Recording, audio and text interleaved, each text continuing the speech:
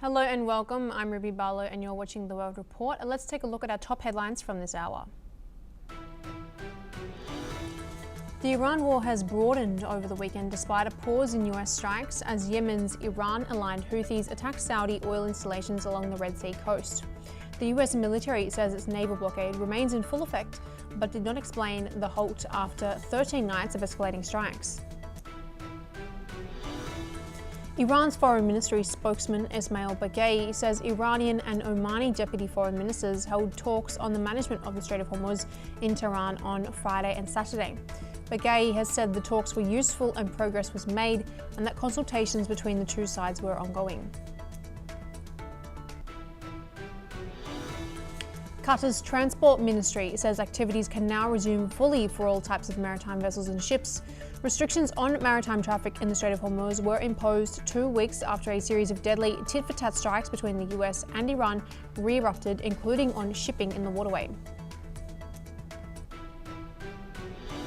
One person has been killed and 17 injured, with some in life-threatening condition after a vehicle mowed down a crowd near Berlin's Pride celebrations on Saturday evening. Many details remain unclear after the apparent attack, with a manhunt launched for one or more possible perpetrators.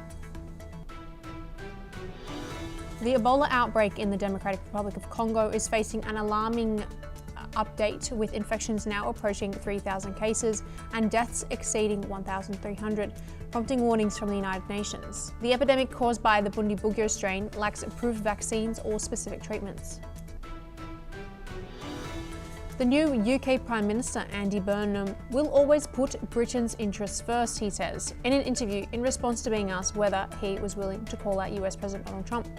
Burnham's predecessor, Keir Starmer, had a fraught relationship with Trump, who criticised him due to differences over US-Israeli war on Iran, immigration and energy and tech policy.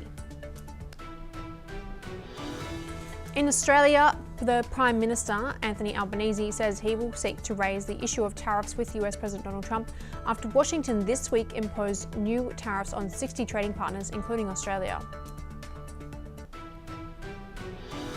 Typhoon Nile has hit southern China, including Hong Kong, bringing strong winds and heavy rain to the region and prompting the evacuation of hundreds of thousands of people in Guangdong province. China's National Weather Center said Nile made landfall on the coast of Huidong County in Huizhou, southern Guangdong province, at approximately 3:50 a.m. local time.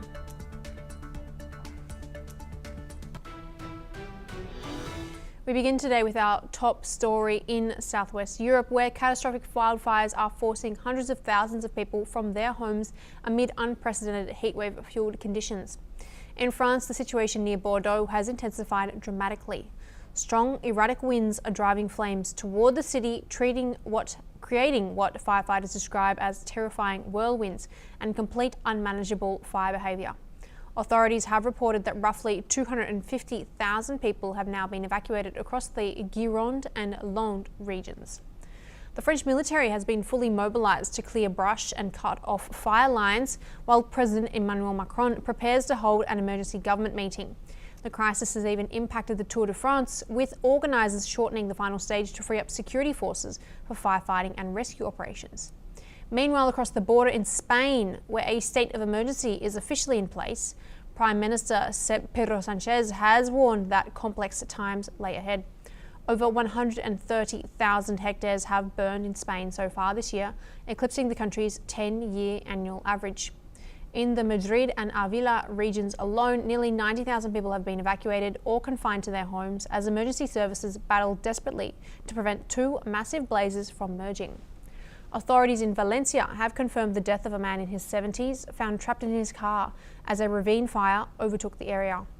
The devastation is not limited to France or Spain. Major fires are currently burning across Sicily in Italy, and emergency services in Scotland declared a major incident following a stubborn wildfire in the Cairngorms National Park that has now raged for 10 days. EU officials warned that total damage from this year's European wildfire season is on track to shatter previous historical records. Asmita, we are joined by our correspondent in London. Thanks very much for joining with us, Asmita Roy. Now, what more can you tell us about these wildfires devastating Europe at the moment, not only limited to Spain and France, they're now affecting parts of the UK and even the south of Italy. Any updates for us? Right, so as we know that these catastrophic blazes have made more than 250,000 people evacuate in the entire, if we're talking about France and Spain first. So France alone, as we know that 197,000 evacuees we have because of the fires that have been, the fires that have been affecting, that have took place in near Bordeaux. And then we have approximately 70,000 people they were evacuated from villages of Madrid in Spain. So if we look at France, the numbers, that is 98,000 hectares of land have been set ablaze by these wildfire, and the Interior Minister Laurent Nunez has called this a historic record. Now, let us go into, as we talk about other European countries like Portugal, France, Greece, Italy, and Spain. So by the end of July, the fires killed at least 15 civilians and 3 firefighters across the continent. That is what we speak about, Ruby. And these scorched blazes of Spain, Portugal, France, Greece, Italy, and Turkey. So at least one person has been killed in Valencia due to these catastrophic blazes in Spain. And analysts have said that this isn't record-breaking compared to last year, that is 2025, because it was far more destructive. However, in 2026, it's running well above the long-term average, with France setting a national record for burnt area, and the peak of fire season is still to come. Now, if we talk about the Bordeaux region in France, rapidly spreading wildfire near Bordeaux, it has burned more than 3,400 hectares and forced evacuation of more than 20,000 residents and holidaymakers. Yes, because as we know that this is the peak holiday season, there were tourists also who had to be evacuated. And the concerns have also spread afar till the industries, and that is the winemaking industry in particular. Now, the vineyards, they have not been affected, but the workers and the people who were there, they had to be evacuated. And as they have said, that people in Bordeaux have said that they're all very upset because people are losing homes. They are not able to reach to their residences, or even hotels for that matter. As I said, it's peak holiday season, summer season. So people have not been able to reach to their hotels and reside in their homes. They have been they have been evacuated. So they are far from remote to the reach of their homes and hotels, etc., wherever they were residing. Let's take a close look to the Madrid area in Spain. So firefighters are constantly working to prevent these fires, especially near Madrid, from merging. And Spain's Prime Minister has warned that in the coming hours, this situation may become more difficult, and conditions can also become more difficult. So since the end of July, these crews have been battling one of Spain's largest recorded wildfires, where, as I said, that more than 79,000 acre blaze has forced the evacuation of 34 villages alone. And this is Spain, only Spain that we're talking about, Ruby. Now, fires have also proliferated in Italy, UK, and other parts of the continent, and smoke is disrupting the daily life because people have been in constant evacuation mode. So it has even affected Tour de France. So the elderly evacuees, that is the senior citizens of the family, or even people in large families with children, are awaiting for shelter, because right now they are shelterless and they are in a panic situation. It's a precarious situation out there, and they are waiting for word on when they can return home, Ruby.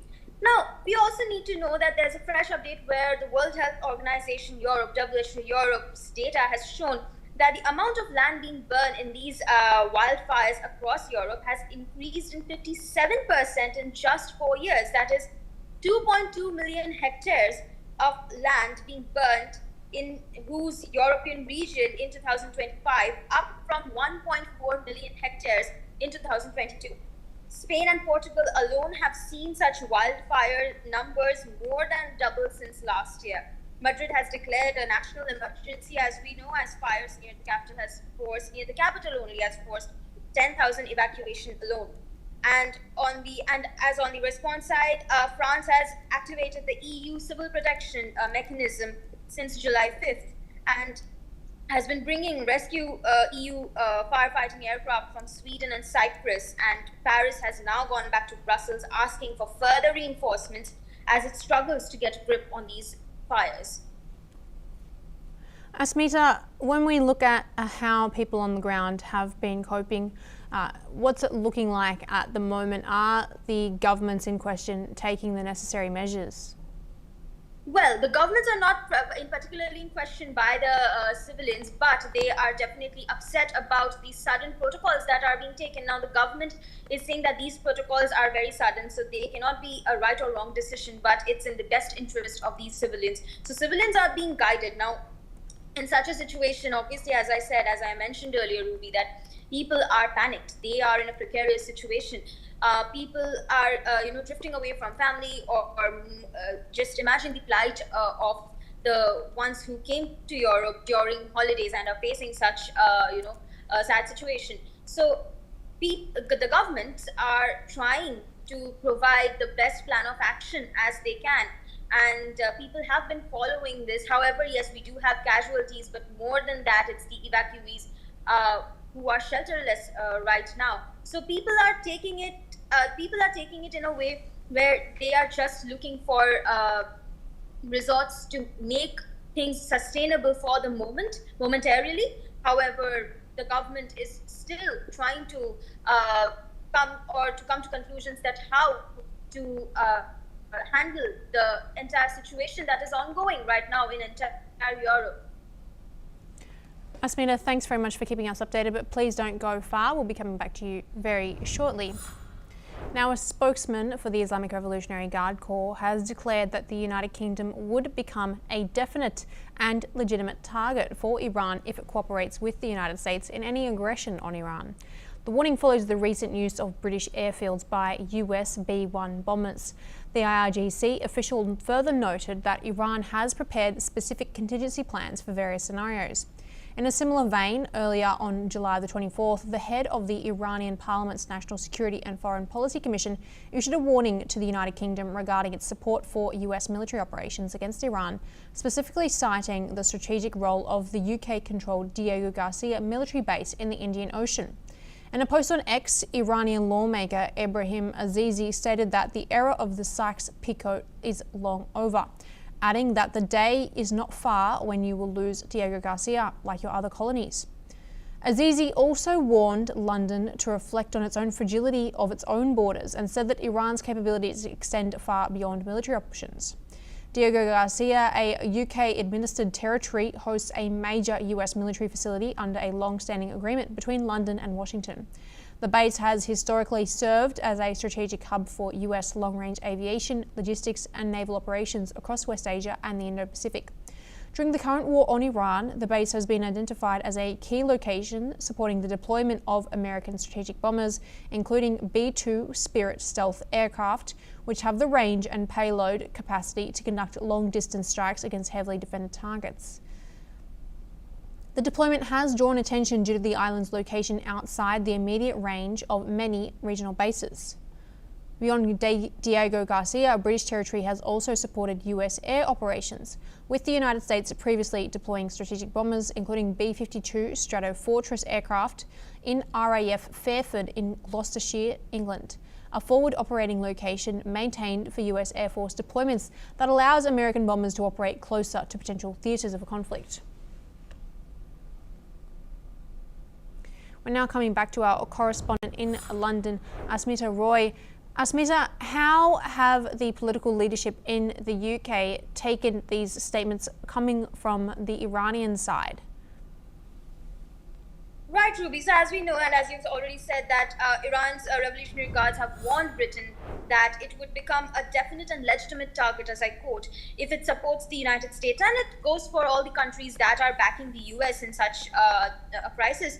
So basically, it has said that if it supports the United States, that is, in particular, if Britain supports the United States in any future war with Tehran, according to the IRIB, that is the state broadcaster of Iran, So the IRGC has said that any country that is backing the US in conflict with Iran, and it has explicitly, as I said, mentioned the name of Britain and other Gulf states, would be considered a legitimate target. Yes, they have said that would be considered a legitimate target, and has explicitly mentioned Britain's name. So now now we need to know that what is exactly the trigger over here, Ruby. So this warning that follows, Britain's decision, because Britain has allowed the US to use the RAF Fairford in England, as you said, the Royal Air Force Fairford in England, and the joint UK-US base at Diego Garcia for what the British government has described as, I quote, specific and limited defensive purposes. So this, basically, by saying this, Britain has intended to help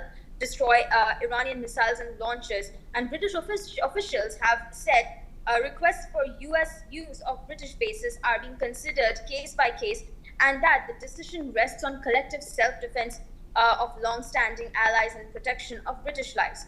Now, the IRGC has been explicit that it now views the RAF Fairford itself as a target. Now, this is again one of the triggering notes or the important crucial notes that we need to understand, that Iran has identified RAF Fairford in England as a target itself, and has stated that any base used to invade Iranian territory is their legitimate target. So US B-1 bombers capable of carrying 2,000 lb bombs have flown missions from Fairford during the conflict. Now, let's see what the wider picture looks like over here, Ruby, in the context of the war.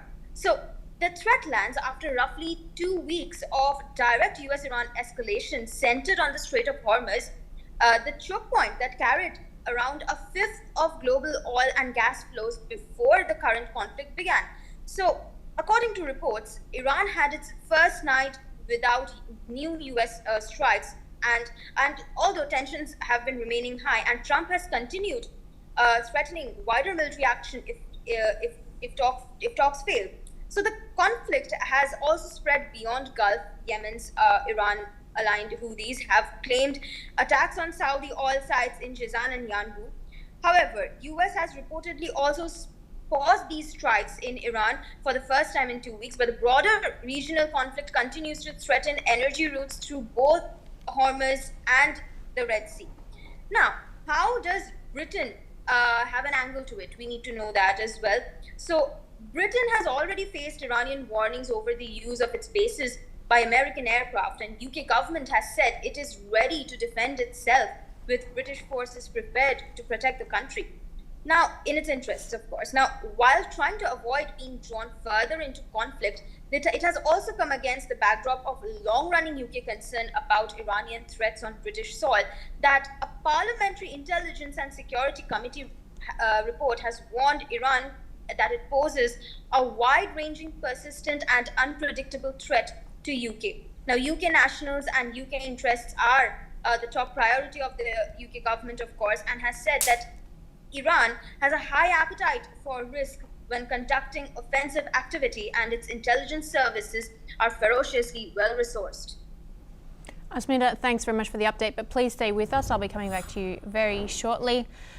In the UK, British Prime Minister Andy Burnham says he's prepared to stand up to US President Donald Trump whenever it is necessary to protect Britain's national interests. In his first major interview as Prime Minister, Burnham said he had a positive first exchange with Trump and described the US President as warm. However, he made it clear that the UK would always put its own national interests first, even if that means disagreeing with Washington. Burnham also said he had concerns about the US decision to start the conflict with Iran, and indicated he would not hesitate to express a different view if he believed it was right for Britain. On defence, the Prime Minister stopped short of setting a timeline to raise military spending to 3% of GDP.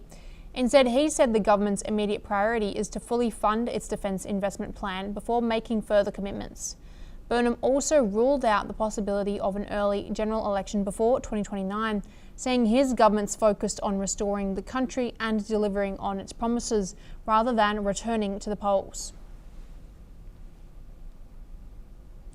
Asmita, coming back to you now, you're of course on the ground in London in the UK. How has the reaction been to Andy Burnham's first official interview as Prime Minister?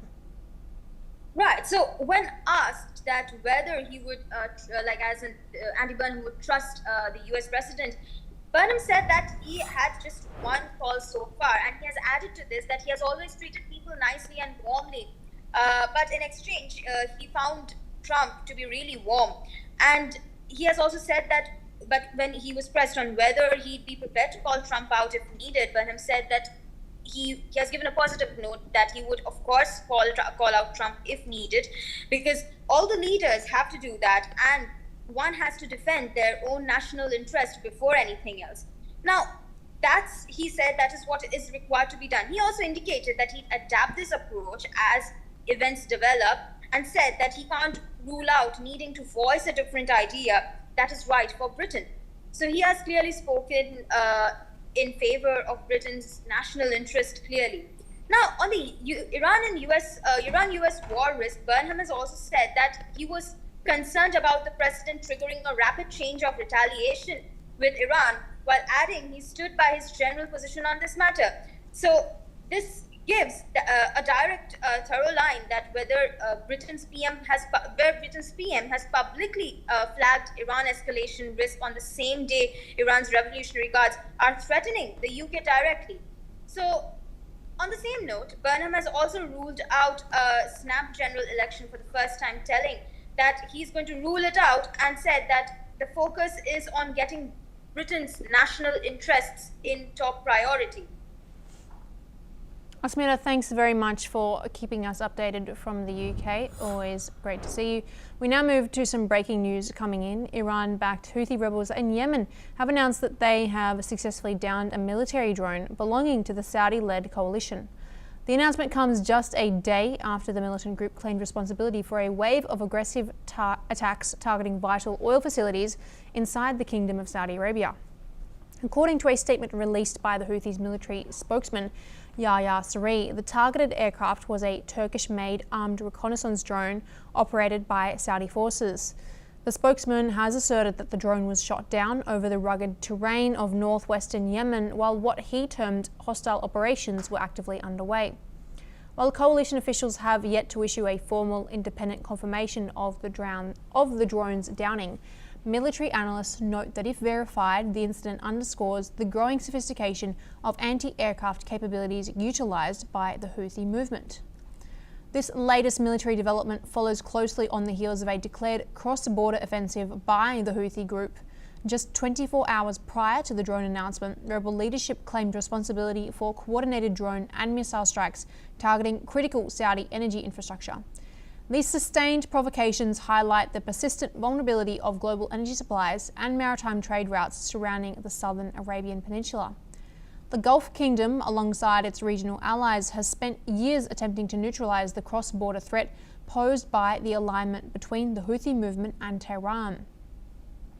Observers warn that the tit-for-tat escalations threaten to unravel fragile diplomatic efforts aimed at securing a lasting ceasefire in Yemen's devastating civil war, a conflict that has created one of the world's most severe humanitarian crises.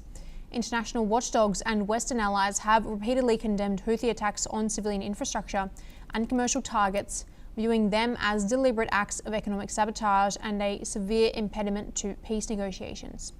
At the same time, the civilian population inside Yemen continues to bear the heaviest burden of the protracted conflict, facing acute food insecurity, displacement, and a crumbling healthcare infrastructure.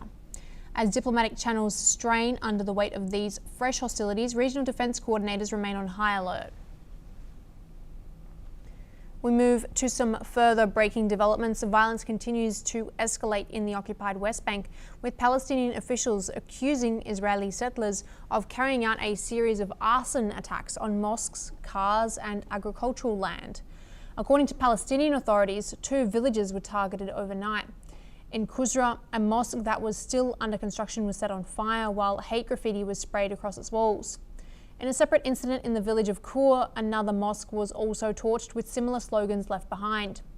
Residents also reported that cars were damaged, property was stolen, and farmland set ablaze.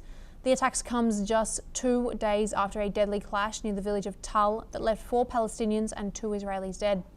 Both sides have accused each other of provoking the violence. The Israeli military said troops were deployed to the affected areas and that police would investigate the incidents. At the same time, the Israel Defense Forces have continued raids across the West Bank, arresting dozens of Palestinians as part of what it calls a counter-terrorism operation. Israeli Prime Minister Benjamin Netanyahu has promised strong action following the clash in Tal, including the possible demolition of homes belonging to 2 Palestinians accused of involvement. The United Nations says more than 1,100 Palestinians have been killed in the West Bank since the start of the Gaza war, while 41 Israelis have also been killed during the same period. As tensions continue to rise, the West Bank remains a major flashpoint in the wider Israel-Hamas conflict. In Asia, a devastating flash flood triggered by sudden intense rainfall has struck a scenic tourist area in northwest China's Gansu province, leaving at least 10 people dead and 23 others injured. Local authorities confirmed the casualties as of Sunday evening, warning that the toll could change as rescue efforts continue. The flooding occurred in Weiyuan County, part of Dingxi City, where a number of tourists had been camping in the scenic area when torrential rain caused water levels to rise rapidly. Witnesses described floodwaters rushing through the campsite with little warning, trapping visitors and forcing many to flee to higher ground. Emergency response teams, including public security personnel, firefighters and specialised search and rescue units, were quickly dispatched to the scene. The rescuers are searching affected areas for anyone still missing while evacuating survivors to safer locations. Medical teams have also been deployed to treat those injured in the disaster. Authorities are continuing to monitor weather conditions amid concerns that further rainfall could hamper rescue operations and increase the risk of additional flooding or landslides in the mountainous region. Flash floods are a recurring hazard during China's summer rainy season, particularly in mountainous provinces such as Gansu, where steep terrain can cause rivers and streams to swell rapidly after heavy downpours. Officials have urged residents and tourists to remain alert and follow emergency instructions as the rescue operation continues. Some more breaking news coming into us. Iran and Oman have held a new round of technical discussions aimed at strengthening cooperation over the management of the strategically important Strait of Hormuz, one of the world's most busiest maritime trade routes and a critical corridor for global energy supplies. Iranian Foreign Ministry spokesperson Ismail Baghei confirmed that several rounds of talks took place in Tehran on Friday and Saturday at the level of deputy foreign ministers. According to Baghei, the discussions focused on developing common principles and operational mechanisms to ensure the safe and orderly movement of commercial vessels through the strait, while respecting the sovereign rights and responsibilities of both coastal nations. Baghei described the negotiations as useful, saying the two sides had made progress on technical issues related to maritime management. Although the Omani delegation departed Tehran on Saturday evening, he stressed that both technical and political consultations between the two countries will continue in the coming weeks. The Strait of Hormuz remains one of the world's most strategically significant and important waterways, connecting the Persian Gulf with the Gulf of Oman and the Arabian Sea. A substantial share of the world's crude oil and liquefied natural gas exports passes through the narrow passage every day, making stability in the region a matter of global economic importance. The latest talks come amid heightened regional tensions following months of military confrontations involving Iran, Israel and the United States, which have increased international attention on the security of key shipping lanes. Any disruption to navigation through the strait has the potential to affect global energy markets and international trade. However, Baghei sought to reassure the international community, stating that there has been no change in the current traffic situation in the Strait of Hormuz. He said commercial shipping continues to move normally through the waterway, indicating that maritime operations remain unaffected despite the wider regional security environment. And that's all we have time for, but please stay with us and keep watching NewsX World for more news updates coming to you from around the world.